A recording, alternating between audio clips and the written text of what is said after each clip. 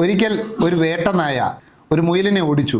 ഏറെ നേരം ഈ മുയലിൻ്റെ പിന്നാലെ ഈ വേട്ടനായ പാഞ്ഞെങ്കിലും വേട്ടനായ്ക്ക് മുയലിനെ കിട്ടിയില്ല. അവസാനം മടുത്ത് ഒരു മരച്ചോട്ടിൽ ഈ വേട്ടനായ വിശ്രമിച്ചു. അപ്പോൾ മരക്കൊമ്പിലിരുന്ന ഇതെല്ലാം കണ്ടുകൊണ്ടിരുന്ന ഒരു കുരങ്ങച്ചൻ ചോദിച്ചു, അല്ലയോ വേട്ടനായെ, നീ എത്ര കരുത്തുള്ളവനാണ്, എത്ര ശൗര്യമുള്ളവനാണ്, എത്ര വീര്യമുള്ളവനാണ്. നിന്നെ കൊണ്ട് അവനെ കീഴടക്കാൻ കഴിഞ്ഞില്ലല്ലോ.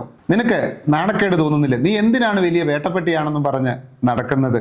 ആ വേട്ടനായ ശാന്തമായിട്ട് പറഞ്ഞു, വീര്യത്തിലും ശൗര്യത്തിലും അല്ല കാര്യം, നാം എന്തിനു വേണ്ടി ഓടുന്നു എന്നതിലാണ് കാര്യം. ഞാൻ ഓടിയത് ഒരു നേരത്തെ ആഹാരത്തിന് വേണ്ടിയായിരുന്നു, മുയലാകട്ടെ അവൻ്റെ ജീവന് വേണ്ടിയും.